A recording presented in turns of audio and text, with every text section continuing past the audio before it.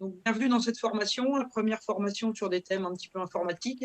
Elle sera consacrée à la suite Office 365. Alors, elle se dirige pour un petit peu tous les administrateurs des comités, de la Ligue, les membres de commission et les présidents de club. Alors, bien sûr, elle est ouverte à tout le monde parce que Office 365 est un logiciel vendu au grand public. Mais pourquoi vous tout particulièrement? Parce que, et certains l'ignorent peut-être, la Fédération française de handball offre à tous ceux qui bénéficient d'une adresse ffhandball.net la suite Office 365.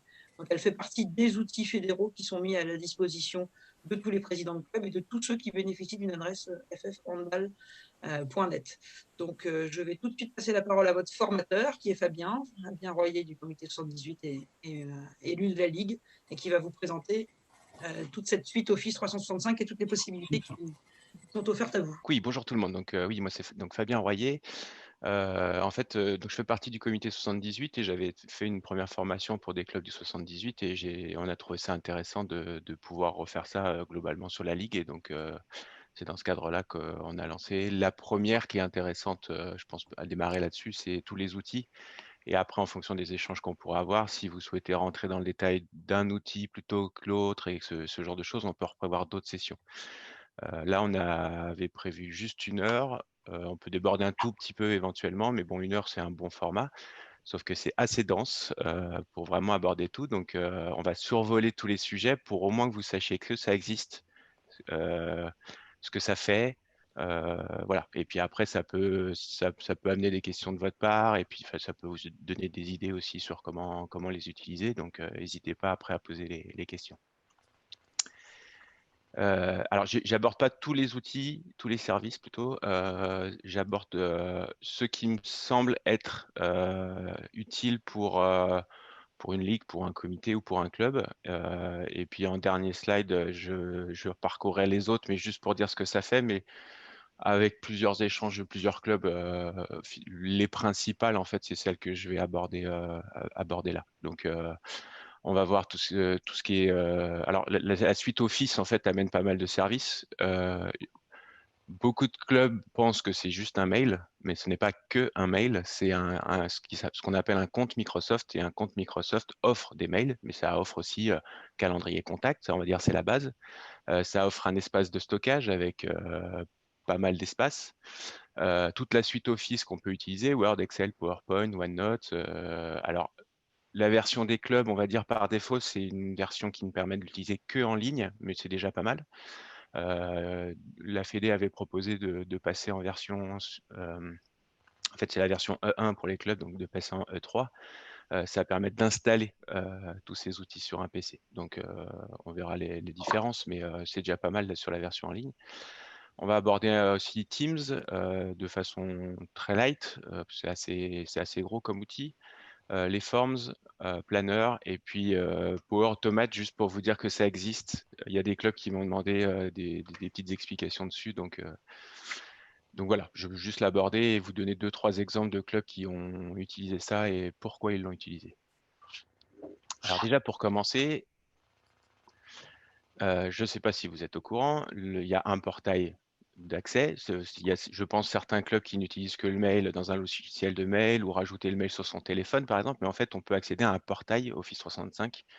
Donc, j'ai mis les 2 adresses qui existent pour y accéder. Et à partir de ce portail-là, on tape son login, son mot de passe club, donc le @ffhandball.net, et on a accès à toute la suite. Donc, on a Outlook, ça c'est la version mail, OneDrive, Word, etc. Et donc, on clique dessus et donc on a la version en ligne des logiciels. Ce qui n'empêche pas pour la version Outlook d'avoir son propre Outlook installé sur son PC si on a une licence, d'utiliser Thunderbird, d'utiliser Google Mail et de linker avec les mails FF Handball ou de le configurer sur son téléphone. Donc, voilà. Mais c'est ça les adresses d'accès principales, on va dire. Et après, on a accès à tout à partir de là. Je ne sais pas qui a son micro. C'est PC. Ouais. Coupez tous Pascal, vos si tu micros. peux Ouais, couper ton micro, s'il te plaît. tous Je vos ne sais pas micros. pourquoi je ne peux pas le faire de mon côté. Et c'est parti, Fabien. ok, je continue. Donc, le premier point, donc, je pense que tout le monde doit connaître la partie mail, calendrier et contact. C'est la partie de base. Donc, quand on clique sur Outlook, on a accès. Oui, ben, j'ai du mal à comprendre tout ça parce que moi, je passe jamais par le portail la FFHB. J'ai Oui. le compte Outlook en direct sur mon bureau et éventuellement aussi à travers ma messagerie Thunderbird pour avoir toutes mes sources de mails au même endroit. Et calendrier, je comprends pas. Et contacts, eh ben, à part les contacts qui sont enregistrés dans Outlook, je vois pas du tout non plus comment ça marche. Alors en fait, tout ce que je disais juste avant, c'est on peut configurer son propre logiciel de mail. Donc là, par exemple, pour toi, Thunderbird. Et alors, je connais moins bien Thunderbird. Je ne sais pas si ça donne accès au calendrier qui est associé au compte ou pas, et les contacts. Là, en fait, accéder au portail, ça permet. Là, j'aborde juste la partie mail, mais effectivement, la plupart des clubs utilisent leur propre logiciel de mail ou sur leur téléphone et configurent juste le compte. Donc, ça permet d'accéder aux mails, au calendrier et aux contacts, un carnet d'adresses, on va dire. Hein. Accéder au portail Office 365, ça permet d'accéder au mail à nouveau, de consulter en ligne. Je ne sais pas si on est en déplacement et qu'on n'a pas son PC, on capte pas son téléphone, on peut avoir accès à partir d'un PC public, on va dire, je sais pas, dans un hôtel ou ce genre de choses. Et donc, plutôt que de tout configurer sur ce PC-là, on peut y accéder par un portail en consultation web, on va dire. Donc, c'est via ce portail-là, on peut y accéder comme ça et avoir accès. Donc, la partie, c'est comme un compte Gmail, un compte. Il y a Yahoo aussi qui propose des comptes comme ça. En fait, plein de comptes proposent souvent le mail, le calendrier associé, enfin un calendrier associé et un carnet d'adresses. Donc là, le compte ffhandball.net, c'est également ça, c'est pour ça. Donc on y accède soit par le portail, si on n'a pas envie de tout installer sur son PC ou sur son téléphone, soit on y accède comme tu fais avec un logiciel, celui qu'on a l'habitude d'utiliser, là où on a déjà nos propres mails ou voilà. Il n'y a pas de différence, c'est juste une vue de ces mails. Fabien, je crois qu'il est important de préciser la petite mosaïque à gauche de FF Handball qui donne accès à tous les logiciels, tu sais, en haut à gauche là, de la suite Office. Je ne suis pas sûr que tout le monde ait bien compris ça. Vous voyez les 9 petits points qui sont à côté de FF Handball en haut à gauche là, sur la capture d'écran de Fabien. Alors, Et sur la droite de. Est-ce que tu peux passer la souris là sur la mosaïque? Ouais. Celle-ci là? Oui. Oui. Ouais. Ou partage peut-être ton C'est écran ce que pour le faire en j'étais live pour leur montrer. c'est Voilà. ce que j'étais en train de faire, c'est que juste que ça rame un petit peu. Je vais faire différemment. Attends, je vais enlever les caméras. Parce que cette mosaïque que vous voyez n'est pas là pour faire joli, c'est ce qui vous donne accès à toute la suite quand vous êtes sur le portail, justement. Alors attends, hop, voilà, c'est comme ça. Si je me connecte au portail,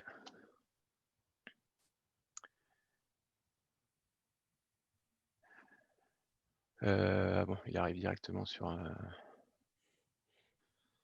Je sais pas quel compte j'ai là, c'est mon compte perso. Alors attendez, hop, je vais faire ça plutôt. Voilà.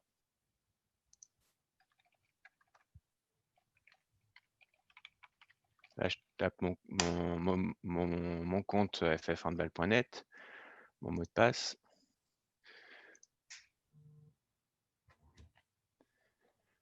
Donc là, je disais, voilà, j'ai accès à tous les logiciels là, mais sinon, ici, je peux aussi avoir accès donc, à Outlook, par exemple, et je vais voir mes mails. Je ne vais pas cliquer dessus, sinon vous allez voir tous mes mails. Et, donc, le calendrier et les contacts, je ne sais plus, voir toutes les applications, contacts. Donc, c'est mon carnet d'adresses perso. Alors, mon carnet d'adresses, là, il est vide, hein, mais je peux avoir accès aussi au carnet d'adresses ffhandball.net. Donc, en fait, tous les clubs, tous ceux qui ont un compte ffhandball.net, et puis comme ça, pouvoir leur écrire directement. Je vais voir ces d'autres par là. Voilà.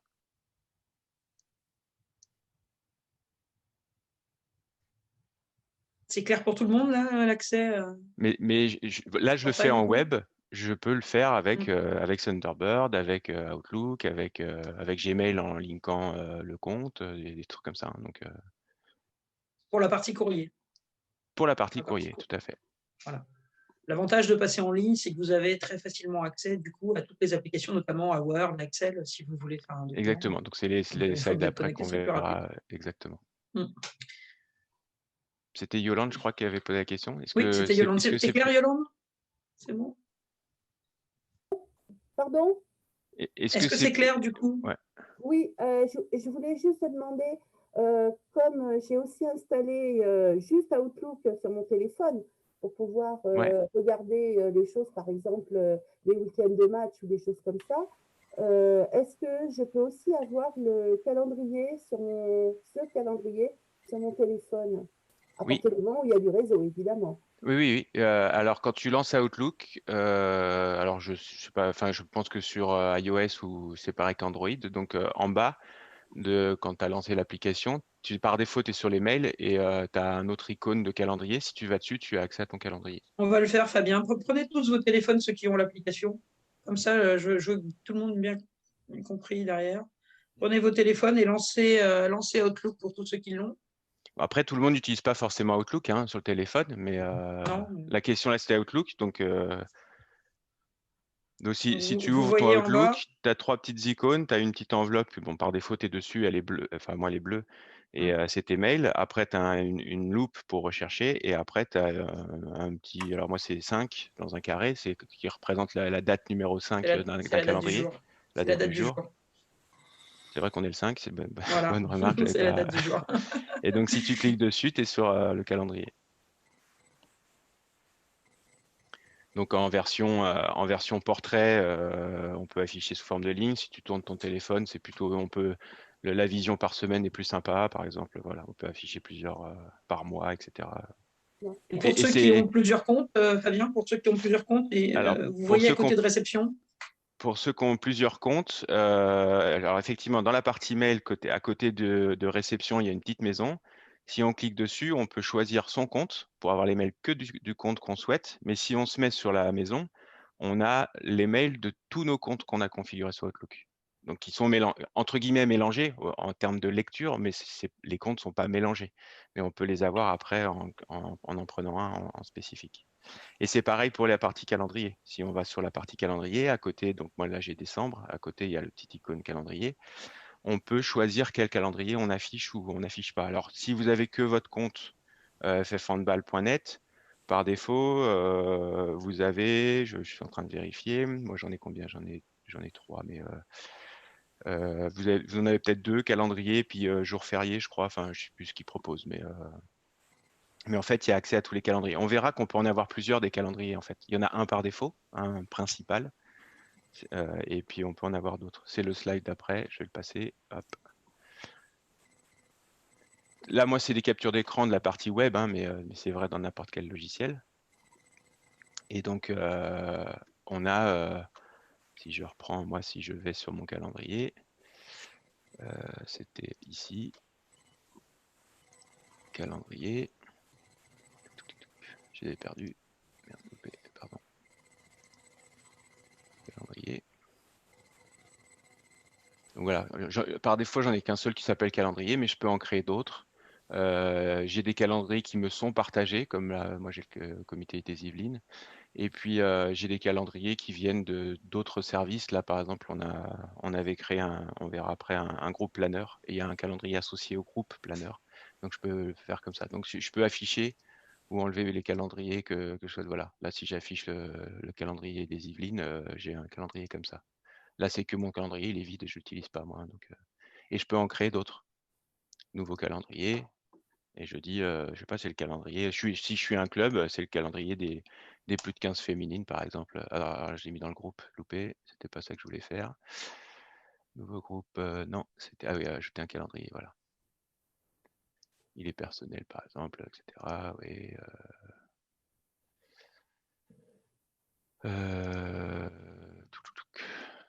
L'interface a changé depuis la dernière fois que je l'ai fait, forcément. Je vais faire un calendrier vide, voilà. Les plus de 15 féminines. fais ça par exemple. Tac. Voilà, ça m'a créé un calendrier ici des plus de 15 féminines et je peux y mettre des entrées ici. Non, je vais plutôt mettre en janvier ou autre. Je mets le premier match par exemple, je peux remplir comme ça. Donc je peux créer, en fait après, au choix de chacun, de choisir comment il organise ses calendriers, s'il veut organiser des calendriers. S'il y a un seul calendrier, on peut en avoir un par équipe, parce qu'il y a beaucoup de matchs dans une équipe, ou un par collectif, enfin par catégorie, pardon. Il peut y avoir le calendrier principal pour les événements clubs, ou alors, dans les Yvelines, on a des fois des clubs un peu plus petits, donc qui sont juste 40 licenciés. Ils peuvent avoir qu'un seul calendrier, par exemple, pour les événements clubs et les matchs des 2 ou 3 équipes qu'ils ont, quoi. Donc, voilà. Donc ça, c'est la vue web, hein, mais c'est pareil sur Outlook sur le téléphone, c'est pareil sur un Thunderbird. Enfin voilà, il n'y a pas de différence. Ça, c'est la partie calendrier. Et donc les calendriers, ce qui est intéressant, c'est que je peux les partager en façon publique. Donc je reviens là, hop. Donc je peux publier un calendrier, ça me permet de, après, si je fais un calendrier par catégorie, je publie un lien pour tout mon collectif moins de 18 filles, par exemple, et puis comme ça, tout le monde peut le consulter, il est mis à jour régulièrement. Je peux mettre le lien sur le site web éventuellement pour que les gens puissent cliquer dessus s'il y a besoin. Et voilà, et donc ce que j'ai fait là, la petite capture, c'est, si je reviens pour vous montrer en live, c'est plus rapide, je vais ici, je choisis tous mes paramètres, et dans les calendriers ici, je fais calendrier partagé de mémoire. Voilà, je publie un calendrier, le calendrier plus de 15, je dis tout le monde peut voir tous les détails, comme ça ils ont le titre, le lieu, etc. et je publie. Et donc là, j'ai un lien. Je copie le lien et si, voilà, copier, très bien. Et si je vais le taper dans une URL d'un navigateur, j'ai accès à mon calendrier. Bon, il est vide, hein, j'ai pas fait d'entrée, mais si j'y mets ici une petite entrée là, test, tac. C'est l'effet démo, ça va pas marcher, je me connais très bien. Si, c'est bon. Test, voilà. Voilà, C'est donc bon pour vous la partie calendrier? Il n'y a pas de questions? Si, j'ai une question. vas-y. Ah. Yolande, est-ce qu'il faut, si on veut que ce calendrier soit visible, par exemple, par tous les entraîneurs, et il faut donc donner les codes du compte Non, t'es pas obligé. Non. Justement, là, tu vois, c'est ce que j'ai fait. Alors, je peux recommencer. Je me mets sur le calendrier plus de 15 féminines, par exemple, parce que je veux partager celui-ci aux entraîneurs plus de 15 féminines. Je vais ici dans la petite roue crantée qui sont les paramètres. Elle est où la roue? Je la vois pas, la roue crantée. En haut à droite, là, est-ce que tu vois? Je bouge ma souris. Ah oui. OK. Voilà, c'est les paramètres ici. Donc, il y a quelques paramètres, mais en fait, il faut faire afficher tous les paramètres à Outlook. Donc, ça ouvre une fenêtre globale. Et donc, dans cette fenêtre-là, dans la partie calendrier, parce que par défaut, tu arrives sur Général, mais dans la partie calendrier, tu as calendrier partagé. Donc, je l'ai fait juste avant, donc j'ai déjà un lien, mais si je fais annuler comme ça, voilà. Donc, par défaut, c'est comme ça. Je choisis le calendrier que je veux partager. Donc, je dis mon calendrier plus de 15 féminines, puisque c'est aux entraîneurs plus de 15 féminines que je veux partager. Et derrière, je mets le niveau de lecture. Donc, est-ce que juste voir qu'il y a une entrée à midi aujourd'hui, ou est-ce que je peux offrir le titre et le lieu du rendez-vous, ou alors tout. Et donc, je peux faire ça et je fais publier. Donc là, il me donne un lien. Et ce lien-là, là, HTML, c'est ce lien-là que je donne aux entraîneurs. Ah, ok. D'accord? Et donc, si je le donne aux entraîneurs et qu'ils le tapent, donc là, j'ai fait un copier-coller, donc je le colle, j'arrive bien dessus et j'ai pas besoin de retaper le login et le mot de passe du club, justement. Ok, merci.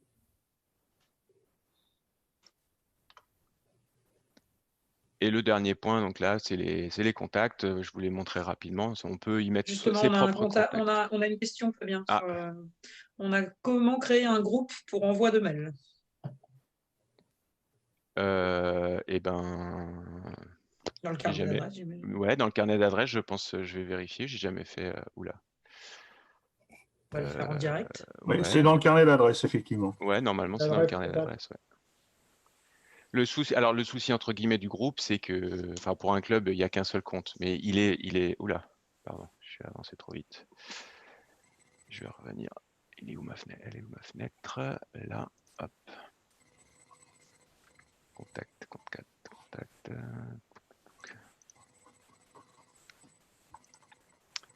C'est mes contacts, donc c'est-à-dire que c'est mon groupe et je peux créer. Voilà, je sais pas, ça fait longtemps que j'ai pas utilisé ça. Nouveau groupe ou nouvelle liste de contacts. Nouveau groupe. Ouais, nouveau groupe, ouais. Allez, test. Groupe mail. Alors, ouais, groupe. Ah oui, alors on peut faire groupe, effectivement, et il va créer, ici on voit en fait une adresse, test gpmail@ffhandball.net. Je sais pas si ça va marcher ça, mais on va dire, on va tester. Hein. Mail de groupe. Confidentialité, seuls des membres approuvés, oui, pourquoi pas. Membres recevront dans la boîte de réception du courrier. Français, créé. Et puis, je vais me mettre moi. Et moi. Ajouter. Voilà, j'ai un groupe. L'avantage du groupe, alors par rapport à ce que j'ai vu, par rapport à la liste de contacts, c'est que le groupe, effectivement, en envoyant un mail au mail qu'il a créé, donc testgpmail@ffhandball.net, ça l'enverra à tous les membres du groupe que j'ai mis. Alors que liste de contacts, on doit à mon avis lister une liste de contacts et quand on fait envoyer le mail, ça l'envoie, en gros dans le A, on voit tout le monde quoi, en destinataire. Voilà, mais on peut le créer comme ça. Voilà. C'est clair pour tout le monde? Oui, enfin moi je travaille non pas sur téléphone mais sur ordi et je préfère utiliser Outlook 2010. Ouais. Donc ça, au niveau des groupes, c'est bon. Il faut savoir que quand on envoie un mail à un groupe, on peut, dans Outlook aussi, visualiser l'ensemble des membres et éventuellement en supprimer. C'est-à-dire qu'on les fait apparaître à l'aide du nom du groupe et on peut en sélectionner malgré tout dedans. Ouais, mais je pense que ce que tu utilises, ça doit être liste de contacts. Non, c'est groupe. Non, c'est vraiment groupe. Ouais, c'est groupe. Mais il ne se présente pas comme dans la version 365. Hein. Mais je pense que c'est pour ça. Alors, c'est sur la version de ce que tu me décris. Pour moi, c'est ce qui s'appelle la liste de contacts, je pense. Mais groupe, effectivement, dans la version Outlook 2010 ou la version bureau, on va dire. Et quand tu le choisis, tu as un petit plus, tu cliques sur le petit plus et là, ça te déplie le groupe complet, ça te met tous les contacts et ensuite. Donc, c'est liste de contacts en fait dans la version en ligne. Alors, c'est très mal choisi parce que c'est pas les mêmes noms.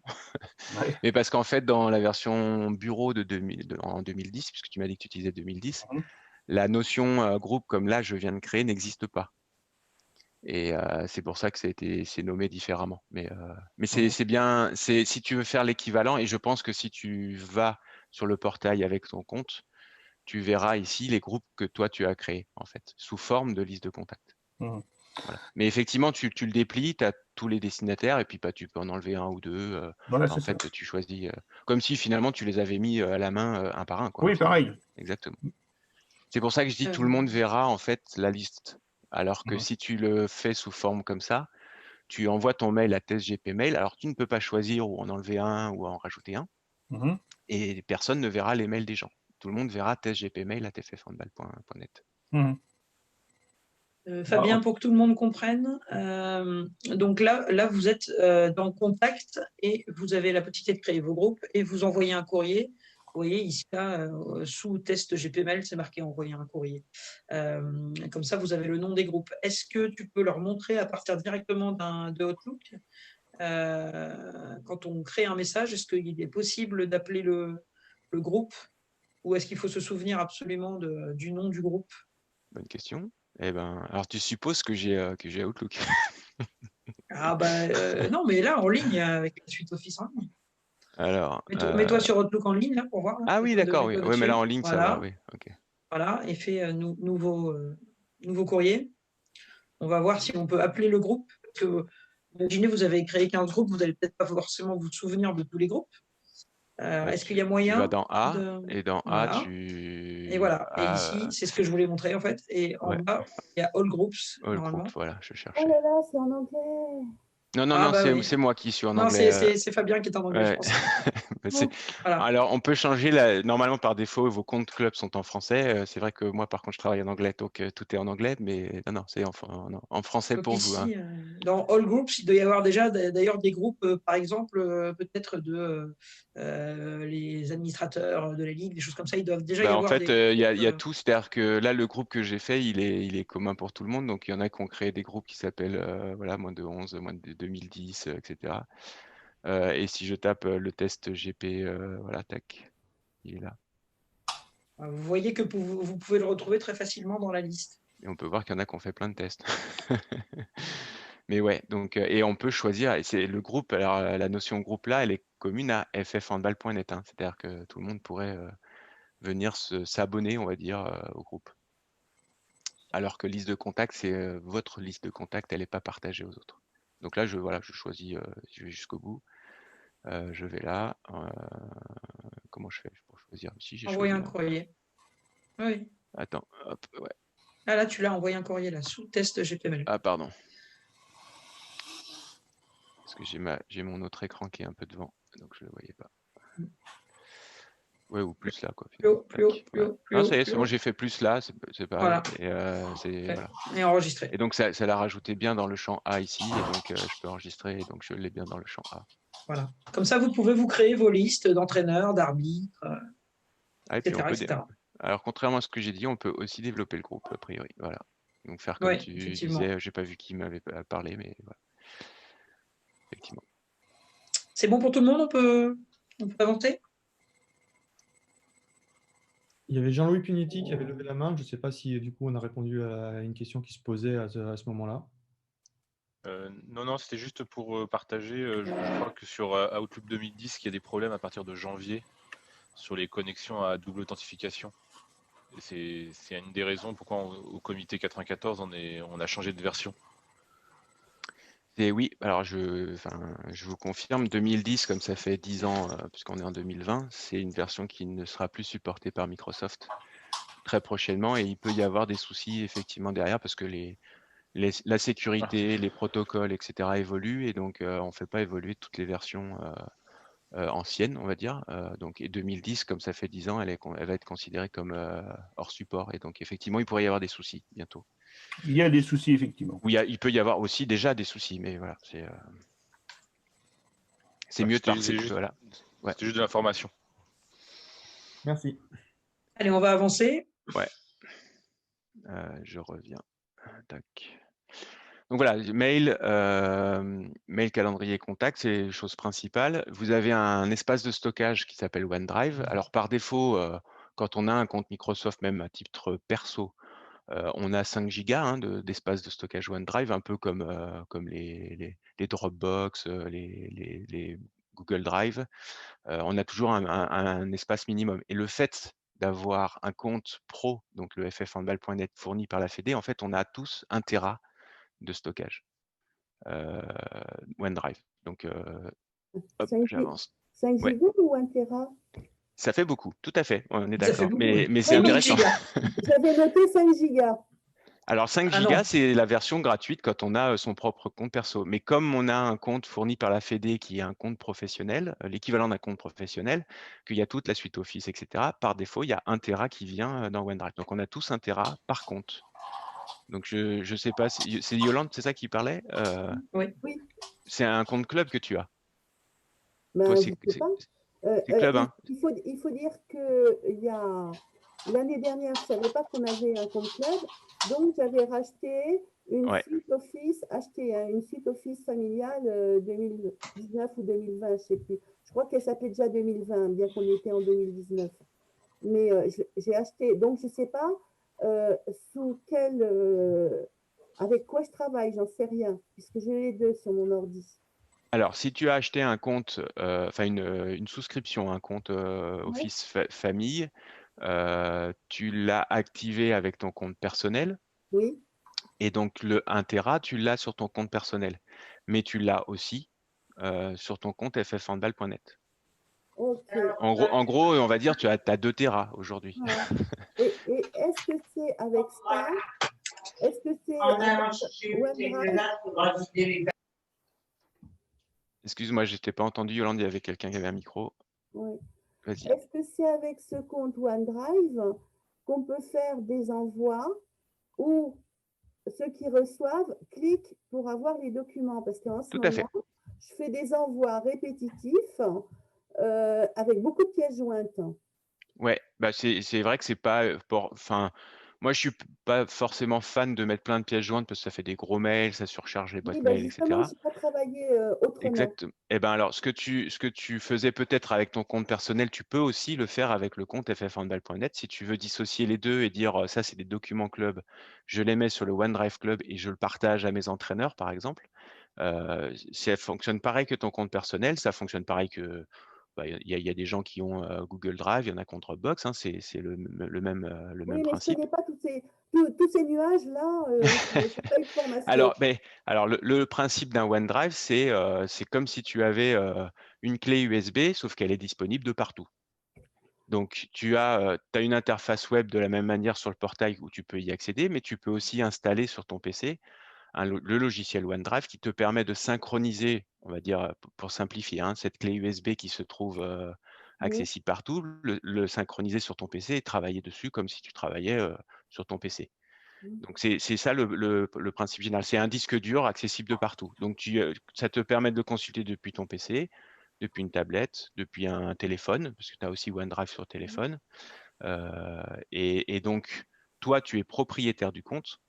Donc, tu as accès à tout et tu peux tout faire. Et ensuite, comme les calendriers tout à l'heure, quand je t'ai montré, tu peux partager un calendrier, ben, tu peux partager un dossier, tu peux partager un fichier et tu peux dire ce fichier, il est en lecture seule, il est en modification. Ce dossier, pareil, en lecture seule ou en modification. Je peux ajouter ou supprimer des fichiers. Et ça, tu peux donner des accès comme ça à tes entraîneurs, à d'autres dirigeants du club ou voilà, à qui tu souhaites, en fait. Très bien, on a une question de Jean-Louis qui nous demande si on peut avoir plusieurs OneDrive sur Windows 10 en même temps. Oui, moi j'en ai 3 actuellement. Donc oui, oui. ça se schématise comment? C'est en fait, quand tu as un OneDrive, tu as un petit nuage bleu en bas à droite de ton écran sur un PC. Et ben, si tu as 3 comptes, tu auras 3 nuages bleus et il y en a un par compte qui sont bien dissociés les uns des autres. Donc oui, on peut. Donc c'est ce que je mettais là en fait, hein, le OneDrive c'est 1 Tera, donc clairement ça fait de l'espace et ça sert à rien d'acheter des trucs en plus. Alors Yolande, t'es pas la seule hein, à avoir acheté des trucs en plus, je te rassure, hein, il y en a beaucoup d'autres qui ont acheté. Donc après, il suffit de pas forcément renouveler si tu n'en as pas besoin à titre personnel, tu peux utiliser celui du club. Il est fourni par la Fédé. Et donc, on accède aux documents de partout, on synchronise éventuellement les documents et ça permet de travailler aussi à plusieurs hein, sur le même document. C'est ça qui est intéressant. Parce que si j'envoie un mail avec une pièce attachée, si je l'envoie à 10 personnes, ça fait 10 fichiers différents, c'est 10 copies différents. Si je le mets sur un OneDrive et que je partage le lien pour y accéder, tout le monde peut l'ouvrir en même temps et travailler sur le même document en même temps et donc le faire évoluer. Et alors là, moi, on l'a pas mis en place, mais on aurait pu tester. Et en fait, on voit où est le curseur de l'autre personne qui est en train de modifier en même temps que moi dans un fichier Excel, par exemple, on voit qu'il est sur cette telle case-là, alors que moi, je suis sur une autre case et je suis en train de modifier le fichier. Hein. Donc, c'est le gros avantage d'un fichier partagé sur Drive, par exemple. Exactement. En comparaison avec un Dropbox, où là, par contre, si vous êtes 2 utilisateurs en même temps sur le fichier, vous allez créer des versions différentes. Et vous allez vous écraser l'un l'autre les données. Donc, c'est l'avantage des drives en ligne comme ça. On peut également souligner, Fabien, l'importance, parce qu'on en a parlé dans la campagne d'élection, la Ligue, l'impact écologique d'une telle mesure sur les pièces jointes d'un mail, par exemple, en opposition avec un lien partagé. Si tu peux leur expliquer rapidement. Oui, alors on n'y pense pas forcément. C'est effectivement. Alors si j'envoie un mail avec un lien partagé, on va dire c'est un lien qui sera tout petit. Enfin, c'est un mail pardon qui sera tout petit. Si j'envoie 10 fois, ça fait 10 petits mails. Et on va dire si j'ai mis le fichier sur un stockage de mon OneDrive, l'espace de stockage il est qu'une seule fois. Donc 10 petits mails pour la taille de stockage du mail, parce que finalement les mails sont stockés. le réseau utilisé, donc on va dire les câbles derrière, etc., bah, ça prend pas beaucoup d'espace de charge, on va dire. Si en revanche je fais l'inverse et que je dis j'envoie en pièces attachées à 10 personnes, ça fait 10 gros mails, donc ça prend de l'espace de stockage 10 fois plus, hein, pour simplifier. Et puis en termes de flux réseau, bah, ça demande aussi plus de puissance de calcul, plus de taille réseau, etc. Donc voilà, l'impact écologique, on ne le voit pas forcément, mais effectivement, c'est juste, bah, ça prend moins de place. Donc moins de place, moins de serveurs, moins d'énergie, et ainsi de suite. Voilà, et puis c'est surtout plus intéressant d'un point de vue pratique parce que c'est qu'une seule version de fichier et tout le monde peut modifier en même temps. Et ça, c'est voilà, parce que c'est vrai qu'on ne pense pas forcément à la partie écologique, mais juste d'un point de vue pratique, c'est déjà mieux. Et puis moi, je peux modifier le document et après, je vais dans mon gymnase je suis sur le bord du terrain et je lui dis, ah, bah, au fait, dans mon fichier, je ne sais plus qui est désigné en jeune arbitre, je suis ça dans un fichier Excel par exemple, bah, je vais sur le téléphone, j'ai un OneDrive, j'accède au fichier que tout le monde a modifié. Et si quelqu'un est en train de le modifier sur mon téléphone, ça se modifie en temps réel. Alors Fabien, est-ce que tu peux te mettre sur un document quelconque et montrer comment on crée le lien?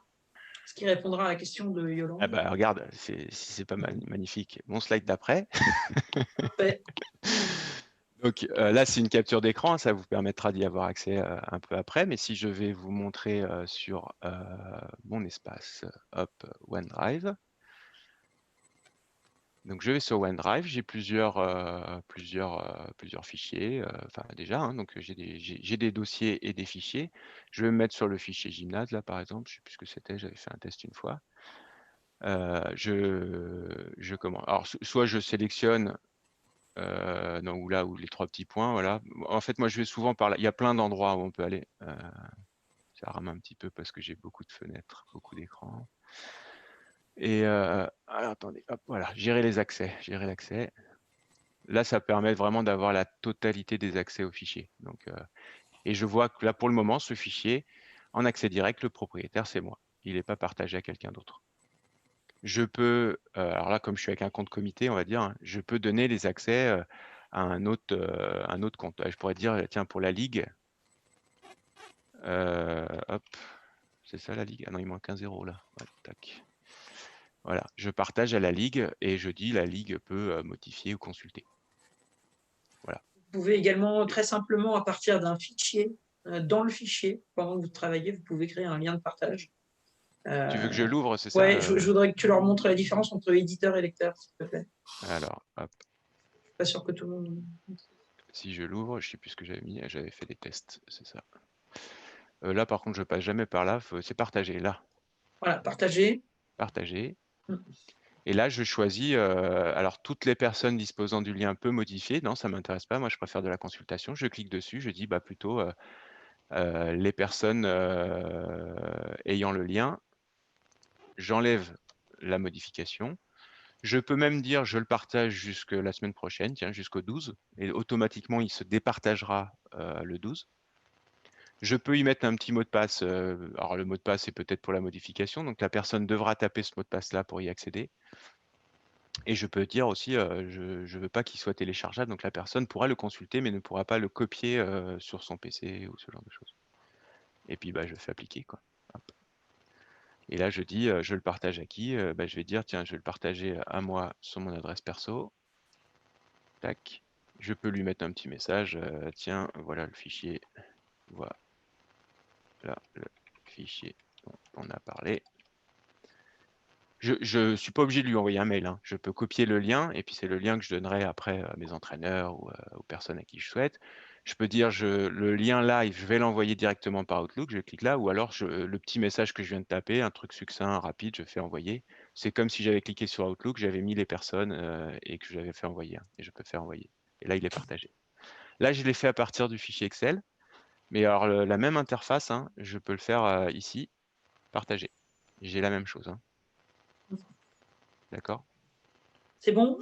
C'est bon pour vous tous? Pas de souci? Allez, on peut avancer. Donc juste voilà, donc là ça explique ce que je viens de faire, hein, avec les dates d'expiration. Donc je peux gérer mes permissions, je peux alors partagé en consultation. Et donc après, j'ai mis acquis. Donc tous ceux qui auront le lien, c'est-à-dire pas besoin de s'identifier, login mot de passe, pas besoin. Donc ça, c'est mieux quand on fait de la consultation. Parce que si on donne les droits de modifier, puis tout le monde se balance le lien, bah, tout le monde va aller modifier le fichier. C'est peut-être pas forcément le but recherché. Je peux partager alors à des comptes ffhandball.net. Alors c'est moins utile pour un club parce qu'un club n'a qu'un seul compte, mais il y a des ligues et des comités qui ont plusieurs comptes et on peut se partager les fichiers entre personnes en nommant vraiment les gens. Le troisième point, je l'ai mis parce que c'est une option, mais je ne vois pas l'utilité. Hein. Partager quelque chose à quelqu'un qui a déjà les droits, voilà, je trouve ça limité. Et sinon, je peux dire je partage à ces personnes en nommant les mails. Et en nommant les mails, la personne, quand elle va cliquer sur le lien, il faudra qu'elle tape son mail. Soit elle a un compte personnel et bon, elle tapera son mot de passe. Et si ça n'est pas un compte personnel, ça enverra un code à 6 chiffres, je crois, sur son mail. Et c'est ce code-là qui lui servira de mot de passe pour accéder au fichier. Donc voilà, on peut quand même vraiment limiter les droits à une personne spécifique. Voilà. Est-ce qu'il y a des questions particulières? Non? Ou Isa, tu n'hésites pas à m'arrêter. Ah non, je pense que là, Ça marche. c'est pas mal. Donc la suite Office, c'est très rapide. Hein, je vous ai mis en gros, par défaut, au début, tout le monde avait une version, ce qu'on appelle E1, c'est un Office en ligne. C'est ce que je viens de faire dans Excel. Hein. J'ai ouvert mon fichier gymnase là, en Excel. C'est une version en ligne dans un navigateur, ça s'ouvre très bien. Je ne peux pas faire tout ce que je fais sur une application bureau, mais je peux faire déjà pas mal. Et il a été proposé, je crois que c'était au mois de septembre ou octobre, je ne sais plus, la Fédé avait envoyé des mails aux ligues, comités, et, je ne sais pas si c'était descendu jusqu'au club, mais où on pouvait transformer certaines licences E1 en E3. Et la grosse différence, c'est que ça nous permet d'installer vraiment l'application bureau de tous les outils, donc Word, Excel, etc. Et donc d'avoir vraiment tout, déjà la dernière version, et puis toutes les fonctionnalités, quoi. Voilà, c'est les deux versions qui existent aujourd'hui que vous pourriez peut-être avoir. Mais la version E1 est déjà pas mal pour faire beaucoup de choses. Hein. L'autre, non, pas de question. C'est assez facile sur la partie. Il y a une question là. Comment fait-on pour oui. récupérer une version E3? Bah, c'est trop tard, je crois, actuellement. Bah alors on peut peut-être envoyer un mail. C'est la Fédé qui recensait. On peut peut-être demander si c'est encore possible aujourd'hui voilà. Enfin, c'est un mail qu'il faut envoyer à la Fédé ou par la Ligue peut-être, Isa. Je sais pas si ça Oui. peut passer par. En fait, je pense que le mail qu'a envoyé la Fédé était très obscur à l'époque. Oui, je suis d'accord. Je crois que tout le monde a compris uniquement que on pouvait peut-être créer des nouvelles adresses, mais pas basculer sur des licences E1, E3. Ça parle à pas grand monde cette histoire-là. Bah, ça peut être intéressant, soit peut-être centraliser ça sur la Ligue éventuellement, et puis d'envoyer un mail, nous, en tant que Ligue, à la Fédé pour demander si c'est toujours possible d'avoir des E3. Philippe, est-ce qu'on peut faire ça? Est-ce que c'est possible? C'est beaucoup plus cher de passer par la Fédé que de le prendre directement en ligne. N'est-ce pas, monsieur Jean-Louis Pugnetti? Oui, parce que c'est. En fait, on a avec Philippe Udeco, là, on a côté comité, on n'avait pas compris le mail comme ça quand il avait été envoyé à l'époque. Et on a aussi acheté une version à côté à une 50aine d'euros là, parce que on était limité. Pour les gens qui ont un faible débit, la version en ligne est très contraignante. Ouais, ah oui, exact. Parce qu'on n'a pas la fibre au comité et on est encore on a 4 mégas pour être franc. Ouais. Et c'est ingérable en utilisation courante. Donc on a regardé et finalement on a basculé sur un achat pour cette année. Mais j'aimerais bien à terme revenir sur le flux de la Fédé. Ouais, alors en fait, c'est que au niveau Fédé, tu restes en E1 et que tu as acheté en gros une souscription à côté, comme on pourrait le faire à titre personnel, et que tu l'utilises dans le cadre de ton compte fédéral. Et ça ne devient pas une E3, mais ça te permet d'avoir Office sur ton poste. Exactement. Voilà. Alors effectivement, en fait, c'est juste des questions de taille d'association. La Fédé, en fait, elle a une taille critique qui fait que le prix est un peu plus cher, effectivement, alors que moi, j'avais regardé aussi pour le comité. On fait aussi comme ça au comité et on les paye moins cher parce que il y a des avantages pour les associations de plus petite taille, avec un nombre de salariés plus faible, etc. Et donc c'est un peu moins cher. Donc oui, c'est aussi une façon de faire. On peut faire comme ça. Mais on peut le prendre en direct ou on peut aussi le prendre. Moi au comité, on passe par OVH par exemple qui nous fournit les licences et c'est encore moins cher. Donc, Mais c'est Merci de l'info. de rien. Après, c'est parce qu'on a aussi notre hébergement site qui est chez eux, hein, donc on a la possibilité de prendre en plus. Mais On peut-être est qu'ils chez eux offrent. aussi. Alors, Alors voilà, tu peux. Alors en fait, la seule différence par rapport à ce que toi tu as pris, c'est que en licence comme ça te donne aussi 1 Tera de stockage. Donc tu dois avoir peut-être 2 Tera en tout. OVH, ils te fournissent Word, Excel, PowerPoint, OneNote, c'est tout. Mais comme on a le stockage avec déjà la Fédé, en fait, ça complète, quoi. Et c'est pour ça que c'est moins cher. Mais donc, tu peux regarder ça si tu veux, effectivement.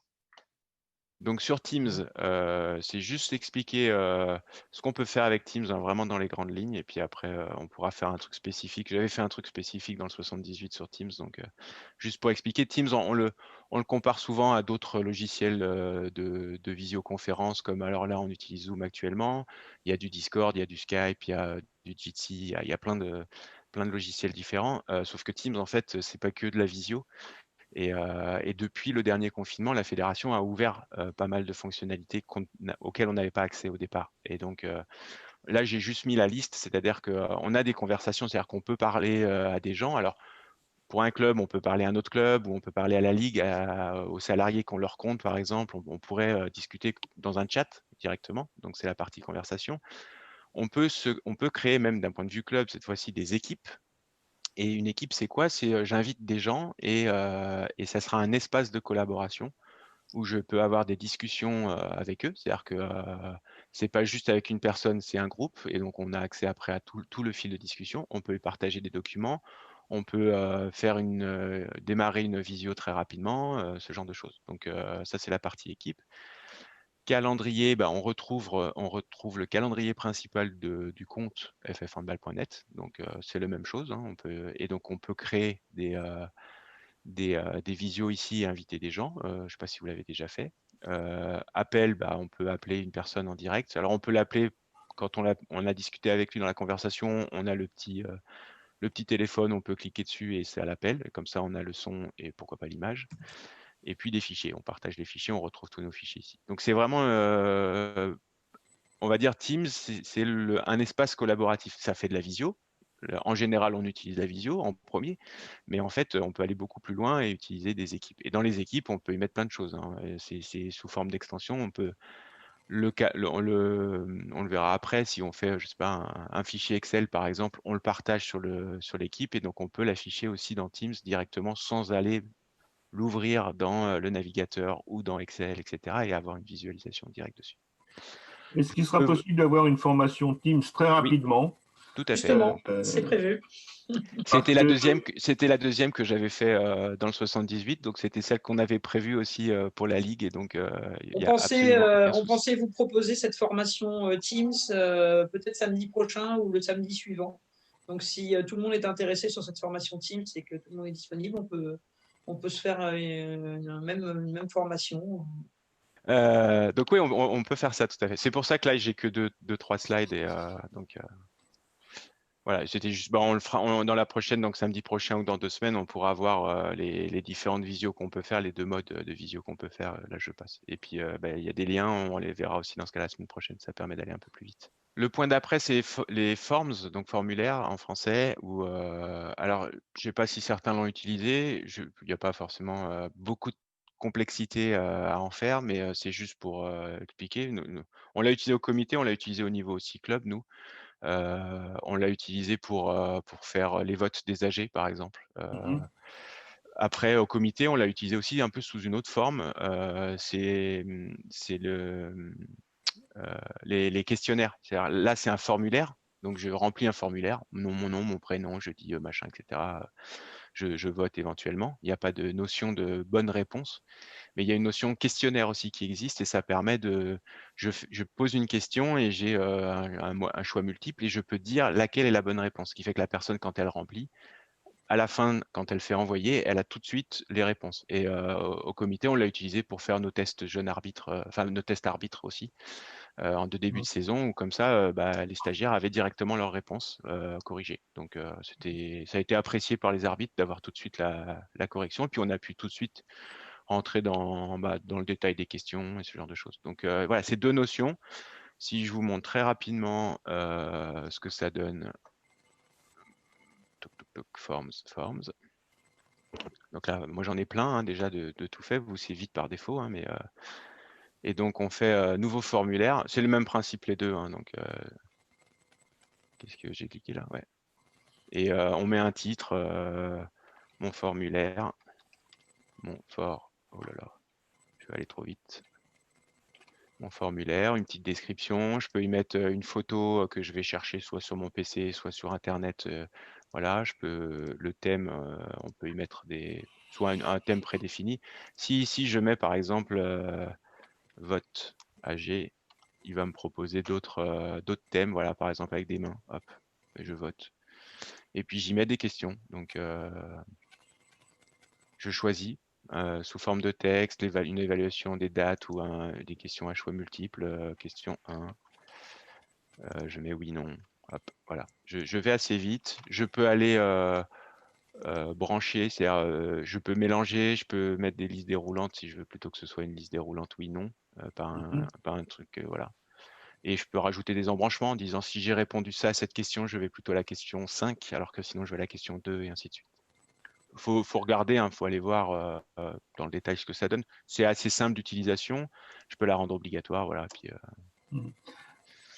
Forms a été utilisé pour, alors je ne sais pas si c'était le cas partout, mais pour tester pour l'Assemblée Générale Ligue, PD, pardon, que les membres des CA donnent leur avis et tout ça. Donc il fallait voter, sauf qu'on pouvait à la limite voter plusieurs fois. Oui. Est-ce qu'il y a un moyen de bloquer ça? Non. Alors c'est d'un point de vue fédé, ligue et comité, on peut l'utiliser si on fait voter nos clubs en disant on vous oblige à vous identifier avec votre compte FF Handball, puisque c'est les clubs qui votent. Et dans ce cas-là, si on oblige l'identification, on peut dire et bloquer voter qu'une seule fois. D'accord. Sauf que. Alors, mais si tu utilises d'un point de vue club et que tu veux faire voter des adhérents, eux n'ont pas de compte. Et donc, tu ne peux pas bloquer par rapport à ça. Et ça veut dire qu'ils pourraient voter plusieurs fois. Voilà. Donc, ça suppose un contrôle a posteriori. Ça suppose un contrôle a posteriori. Après, moi, ce que j'ai fait, là, par exemple, vous voyez sur mon écran, j'ai géré l'Assemblée générale de mon club et l'Assemblée générale de Cergy, où en fait, j'ai fait un principe où j'ai envoyé à chaque adhérent un code unique que j'ai généré. Et la personne, quand elle votait, devait mettre ce code unique qui, pour moi, équivalait à un mot de passe parce qu'il n'y avait que lui qui l'avait, ce code-là. Et donc, il pouvait voter plusieurs fois. Mais dans ce cas-là, moi, j'avais 5 entrées avec le même code. Soit j'en prends qu'une, soit je considère que le vote est nul. Voilà. Mais ça me permettait d'être sûr que la personne qui répondait était une personne à qui j'avais adressé un mail, donc un votant. Et puis, comme ça, j'avais le résultat. Et ça me permettait de limiter, on va dire, le fait qu'un adhérent va voter pour ses 5 copains. Voilà. S'il se partage le code, malheureusement, ils se partagent le code, mais c'est au même titre que si des clubs se partagent leur mot de passe, j'ai pas la main dessus. Mais voilà, c'est une façon de faire, on va dire. Et donc moi, j'ai fait l'assemblée générale de mon club et celle de Cergy comme ça. Voilà. Tu peux peut-être montrer les paramètres, Fabien, d'un formulaire pour justement. Oui, bien sûr, je peux. Là, je suis sur un formulaire, je partage. Donc, voilà, seuls les membres de mon organisation. Donc là, ça veut dire, si je mets ça, seuls les membres de mon organisation c'est ffhandball.net. Donc, ça veut dire que seul quelqu'un qui a un compte ffhandball.net pourra remplir le formulaire. Et sinon, c'est toutes les personnes. Donc, je choisis comme ça. Et si ça a changé encore l'interface. Dans les 3 petits points, en haut, à côté de partager. Voilà, paramètres. Ah oui, voilà, c'est vrai qu'on a un peu plus. Et donc, voilà, c'est toutes les personnes dans le lien ou seule mon organisation. Si je mets l'organisation, je peux enregistrer ou pas la personne qui répond. Et je peux dire surtout, il ne pourra répondre qu'une seule fois. Voilà. Et puis après, je peux mettre une date de début, une date de fin si je veux ouvrir le formulaire à partir d'une certaine période. Voilà. Il y a plus de 3 paramètres. Par contre, effectivement, pour les clubs, c'est toutes les personnes. Et là, malheureusement, je ne peux pas limiter parce qu'il y a en fait là, je m'identifie pas, quoi. C'est un lien public que je vais obtenir. Les réponses sont données dans un fichier Excel. Et, après, effectivement, les réponses, je les ai là. je les ai là, je peux les visualiser et je peux l'ouvrir dans un fichier Excel. C'est un Alors, tableau, bien, donc ouais. voilà. Voilà. Bien Moi, sûr, une personne peut utiliser plusieurs adresses mail et changer de nom, mais oui, mais c'est pour ça que moi j'avais envoyé un code unique à chaque personne et donc il ne peut pas utiliser un faux code parce que les codes pour les retrouver c'est impossible. Donc, Et comment tu fais pour donner un code unique? alors c'est c'est dans les slides d'après. Ah bon? En fait, c'est là où c'est mon dernier point Power Automate. Donc dans les ici, tac, Power Automate. En fait, Power Automate, je ne vais pas descendre dans le détail parce que là, ça va être vraiment trop long à faire. C'est des flux qu'on détermine. Et donc, les flux, c'est des enchaînements d'étapes que je configure, on va dire.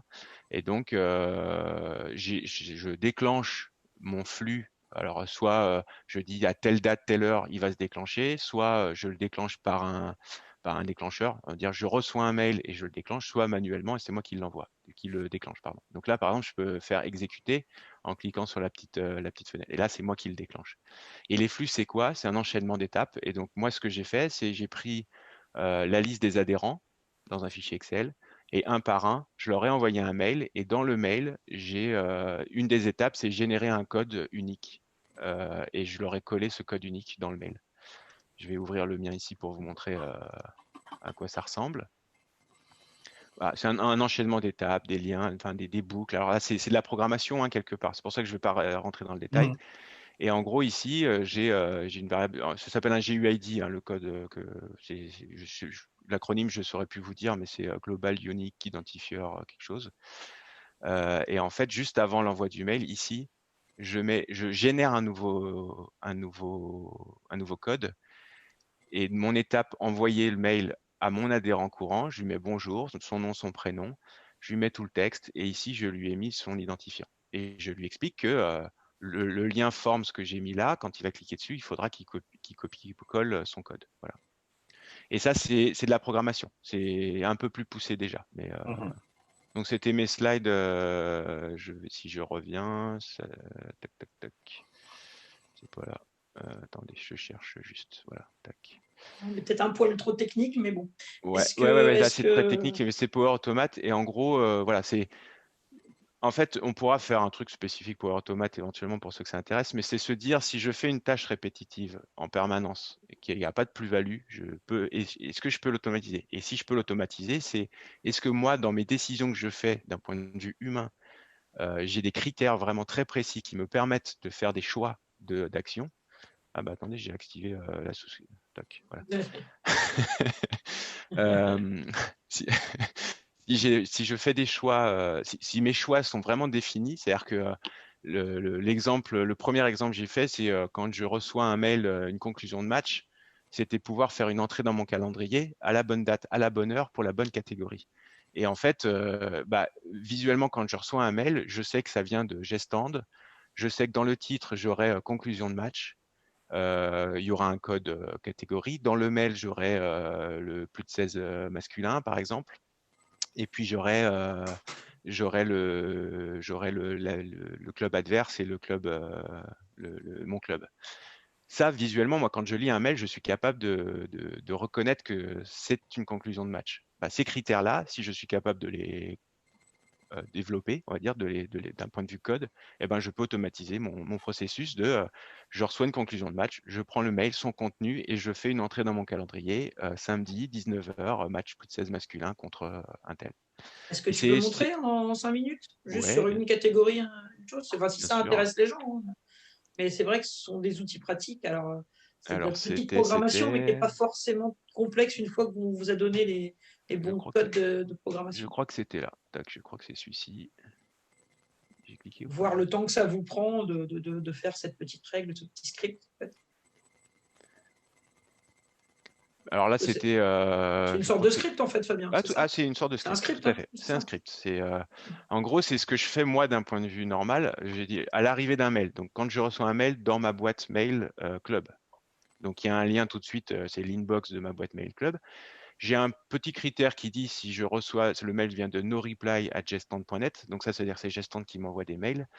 Et je dis, je filtre dans l'objet s'il y a marqué conclusion de rencontre envoyée, parce que j'ai remarqué que tous les mails où il y a marqué conclusion de rencontre envoyée, c'est que c'est des conclusions de match.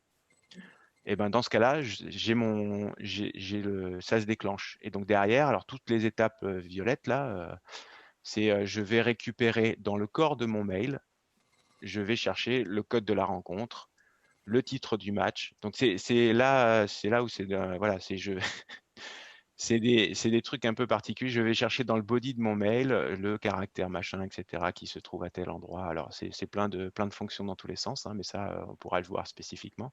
Donc, je vais chercher le titre, la date du match, l'heure du match, la catégorie qui se trouve dans le corps du mail, voilà. Et derrière, je vais juste vérifier dans mon calendrier si j'ai pas déjà une rencontre pour cette si j'ai pas un événement déjà pour cette rencontre, parce que le code de la rencontre est unique. Si je l'ai, je l'enlève, c'est-à-dire que c'est une modification de rencontre, et je vais créer mon nouveau. Voilà. Et mon nouveau, c'est quoi? Je crée. Bon, là, il y a un petit problème parce que je n'ai pas activé, mais là, normalement, j'ai mon calendrier qui serait le plus de 15 féminine que j'ai créé tout à l'heure, par exemple. Et dans mon objet, je lui dis c'est la catégorie, le titre du match et la code rencontre, à quelle date, à quelle heure de début, jusqu'à quelle heure de fin, 2 heures après, par exemple. Et puis, je peux. Option avancée, non. Voilà. Moi, je peux mettre des participants si j'ai envie d'inviter des gens, mais bon, là, On c'était a pas une le but. question de Hervé. Voilà. Alors, le travail étant fait, vous pourriez le mettre à disposition à tout le monde. Tout à fait. C'est ce que j'ai fait. Je vous le cache pas, c'est ce que j'ai fait pour les clubs à qui je l'ai présenté, hein. Donc oui, ça peut être. Après, oui, je peux. Il faut juste que je package un petit peu mieux peut-être parce que c'est pas propre, on va dire. Mais oui, je peux, tout à fait. Dans ce cas-là, ce que je propose, c'est que s'il y a des clubs qui sont intéressés, pareil, un mail à la ligue ou à moi directement. Enfin, je sais pas si vous avez mon mail, mais et puis on peut se faire un truc spécifique. Je vous le partage. Après, faut l'installer, le configurer. Ça, on pourrait le faire sous forme d'une petite session de 15-20 minutes, par exemple. La Ligue prend un pourcentage. La Pardon, Ligue prend un Philippe? pourcentage. La Ligue prend un pourcentage. Bah, un pourcentage de 0, ça n'ira pas chercher loin. Et après, si des choses qui vous intéressent, hein, sur la page d'accueil, vous pouvez regarder, il y a plein de flux préenregistrés du type enregistrer les pièces jointes Office 365 dans OneDrive. Quand je reçois un mail, la pièce jointe va s'enregistrer dans OneDrive automatiquement. Il y a des trucs qui sont prédéfinis. Et c'est plein de branchements, hein. Là, j'ai fait un truc super simple. Je reçois un mail, je vais le mettre dans le calendrier. Mais je peux aller lire un fichier Excel, je peux aller me connecter à du Dropbox, je peux me connecter à du Gmail, etc. Et donc, il y a plein de ce qu'on appelle des connecteurs à plein d'outils différents qui existent. Et faut regarder après, hein. Je peux me connecter à Instagram, par exemple. Donc voilà, Slack, Facebook. Je pourrais me connecter sur des événements sur une page Facebook et puis faire du traitement en fonction de ces événements-là, par exemple. Voilà. Bon, je ne vais pas plus loin là-dessus parce que c'est un peu Oui, parce que là, on hein, dépasse. j'en ai perdu la 80% de l'auditoire. Non, il y a des clubs qui se disent intéressés. Ah, mais j'espère bien. Voilà. Bon, c'est Si juste je pour reviens vous montrer un juste, petit peu le. voilà. Vas-y, Je reviens. Quelle heure il est? On a un peu le temps. Il est midi et quart. Midi et quart. Allez, on se donne 10 minutes encore si ça va pour tout le monde. L'autre point que je trouvais intéressant, je vais aller dessus. Alors, Planner. Alors, pour ceux qui ne connaissent pas, Planner, c'est intéressant parce que ça peut être intéressant pour vos gestions d'événements, de projets, de choses comme ça. En fait, c'est un truc assez simple. Ce qui permet d'organiser, on va dire, c'est juste mettre des tâches à faire. Je sais pas, j'organise un tournoi, et ben j'aurai peut-être une grosse partie communication, et dans communication, plein de tâches à faire. Une partie invitation des équipes, j'ai plein de trucs à faire. J'ai toute une partie échange avec les mairies pour les gymnases, les réservations, et donc plusieurs tâches à faire. Donc je peux ordonnancer tout ça, toutes mes tâches, mettre des dates des dates de début, des dates de fin à chaque truc, et donc affecter des gens aussi. Et donc j'ai juste pris une capture d'écran qu'on trouve de façon publique, et donc voilà, je gère des actions, j'affecte des personnes à ces actions. Et ce qui est intéressant, c'est que si j'ai mis qu'il y a une action, là par exemple, on pourrait dire la formation la semaine prochaine, il y a quoi? Il y a besoin de faire les slides, il y a besoin d'inviter les gens, il y a besoin d'envoyer l'invitation, il y a besoin de relire les slides pour les fautes d'orthographe. Voilà, j'ai 4 tâches par exemple, et ben je peux faire un planeur avec ça et affecter les gens dessus. Et donc ça donne quoi?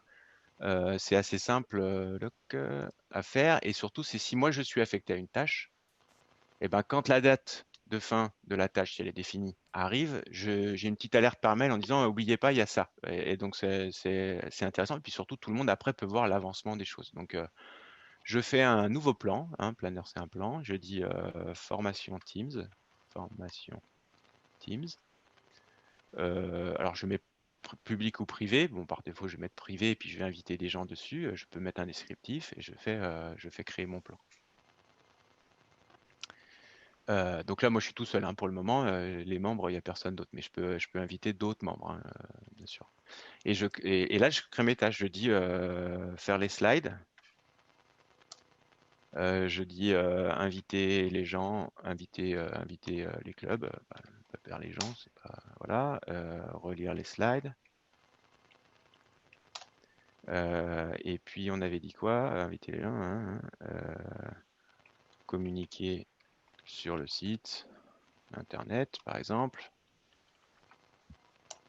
Et puis communiquer dans le journal Ligue. Voilà, je crée tout ce que je veux en fait. J'ai chaque tâche comme ça. Alors par défaut, il n'y a rien. Je peux dire j'affecte du monde. Bah tiens, je vais m'affecter. Non, ça c'est pas moi. J'ai pas pris la bonne, mais je vais me dire plutôt faire les slides, c'est plutôt moi, par exemple. Donc je prends. Là, je suis tout seul mais on peut inviter plein de monde. Et je dis mes slides, il faut que je m'y mette demain. Et ça serait bien de le finir le 9. Voilà, par exemple. Donc c'est enregistré et c'est une priorité assez urgente. Voilà, je peux y mettre ce qu'on appelle des listes de contrôle en disant ça va être quoi mes critères comme quoi ma tâche est terminée. Bon, slide partagé par exemple sur équipe Teams. Voilà, ça me permet d'avoir un petit truc d'avancement et puis quand j'ai fini, toc, je clique. Et donc c'est barré. Voilà, ça me fait mes listes de contrôle. J'affecte les gens. Je peux dire, j'ai des compartiments. Donc là, par exemple, pour la semaine prochaine, c'est la communication. Je vais peut-être avoir un truc support. Et puis les invitations, organisation de l'événement. Et donc ça, c'est de la communication. Je déplace. Je peux pas le déplacer. Voilà. Le site internet, c'est de la communication. Relire les slides, c'est plutôt les supports. Inviter les clubs, ça va être l'organisation. Et faire les slides, c'est du support. Donc voilà, je peux catégoriser comme ça. Et je peux même encore aller plus loin. Il va y avoir des petits... c'est des labels, je crois. Je sais plus où c'est qu'on les met. Voilà, ajouter une étiquette. On peut renommer les étiquettes, mais voilà, je dis ça, c'est plutôt rouge et vert. Voilà. Et ça permet après de trier différemment. Donc ça peut être en fait, je sais pas si certains connaissent, mais c'est un truc où on peut utiliser les méthodes agiles en fait et on tag les choses et donc voilà. J'ai entendu, voilà, c'est pas grave. Donc voilà, et je peux affecter alors si j'invite par exemple Isa, je peux t'inviter, tu utilises le compte, je peux utiliser ton compte Paris. Président ou Paris Sport Club, président Paris, oui. Comité Paris, tac. Là, je t'invite par exemple dessus, donc tu es bien invité, et ce qui fait que relire les slides, je pourrais te l'affecter à toi par exemple. Voilà. Tac. Comme ça, je peux mettre les gens dessus. Et puis, relire les slides, on va prendre cet exemple-là. Si moi, je finis le 9, toi, ça peut être le 10 au 11, par exemple. Voilà. Et puis Nicolas, c'est... Moi, c'est pas comité Paris, mais bon, c'est pas grave. C'est le compte président. Parce que le comité Paris, c'est la secrétaire. Ah, ok, c'est pas grave. De toute façon, je le supprimerai après. Elle aura des mails. C'est pas... elle va pas comprendre. C'est ça. Nicolas, tiens, tac. Nicolas, par exemple, toi, tu invites les clubs, par exemple. Voilà, tac. Nicolas, tac. Et les clubs, t'enverras peut-être l'invitation. Ça peut se faire en parallèle. Des invitations, ça pourrait se faire le 9, quoi, par exemple. Voilà. C'est clair pour tout le monde? Est-ce qu'il y a des questions là, sur cet outil? Voilà, et graphiquement, comme ça, on voit qu'est-ce qui a avancé, où est-ce qu'on en est, les tâches en cours, en retard, terminées, le planning dans un calendrier. Voilà, il y a à faire les slides, revoir les slides. Donc, c'est pratique pour de la gestion d'événements, de projets, ce genre de choses. Et c'est assez simple d'utilisation parce qu'il y a des outils plus complexes, les projects, par exemple, qui sont vraiment de la gestion de projet pur. Mais là, c'est relativement simple et c'est des petites tâches qu'on met. Et puis, c'est visuel. On déplace, j'ai terminé ou pas. Je déplace d'un compartiment à l'autre. Là, on pourrait très bien dire que c'est de l'en-cours, non démarré, en cours, terminé, par exemple. Et je déplace mes petites cases dès que j'ai fini, par exemple. On organise comme on veut, en fait. Voilà. Et ça peut être intéressant donc, à utiliser et on invite qui on veut dessus. Voilà. Est-ce que quelqu'un a des questions sur cet outil particulier? Non. Ce qu'on peut faire, hein, c'est vous regardez, et puis si vous avez des questions, pareil, vous m'envoyez un mail et puis on peut échanger parce que faut aussi s'approprier les choses et puis voir comment ça marche et puis voilà, c'est pas Il faut être déjà curieux. savoir que ça existe. Si vous voulez un truc comme ça, c'est simple, ça peut être ça. Voilà.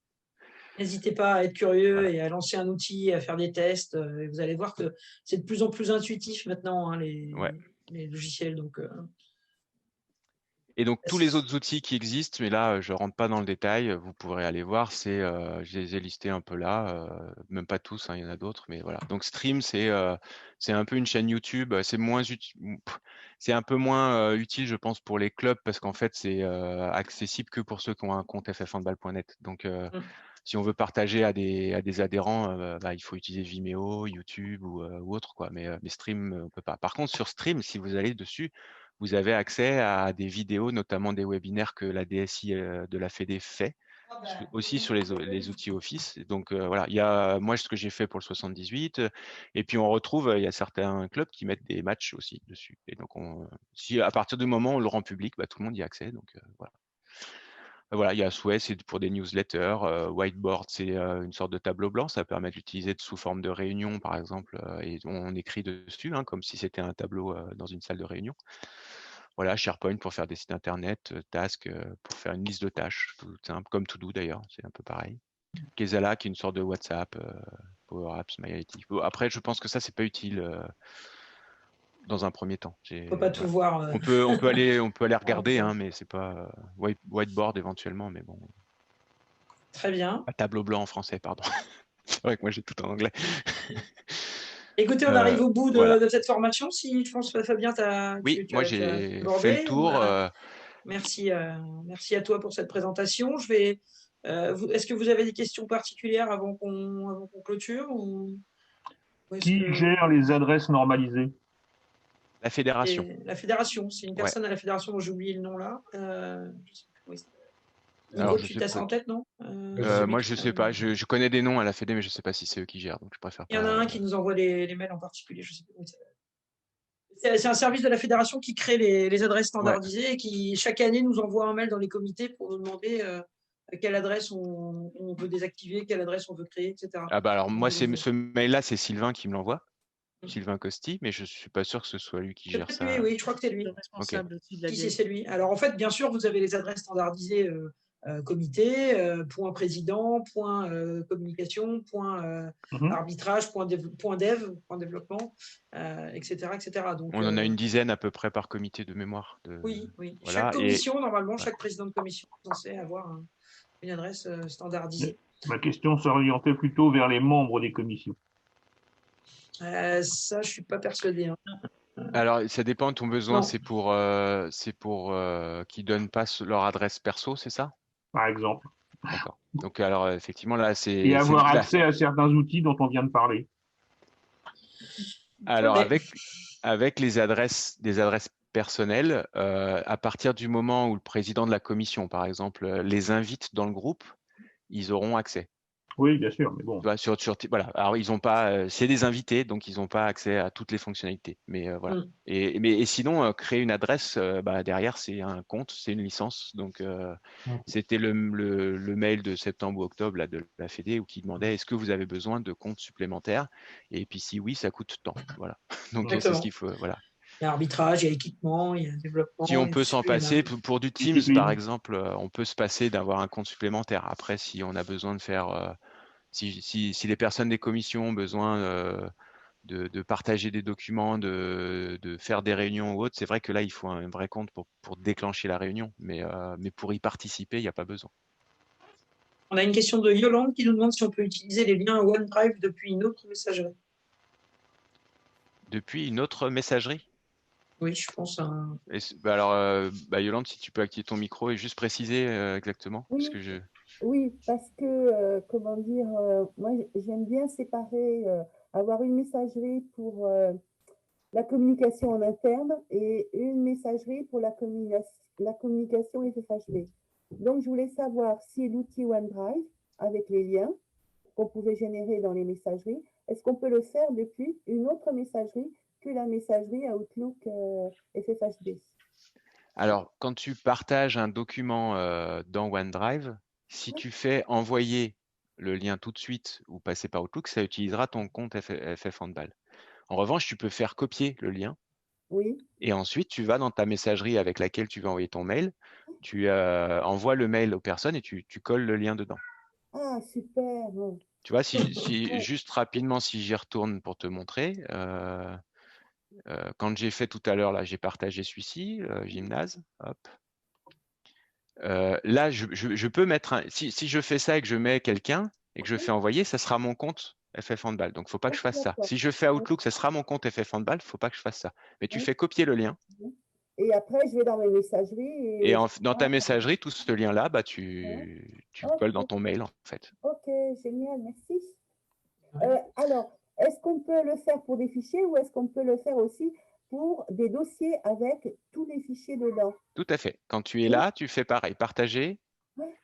Toc, toc, toc. Il suffisait que je dise, ah oui, partager.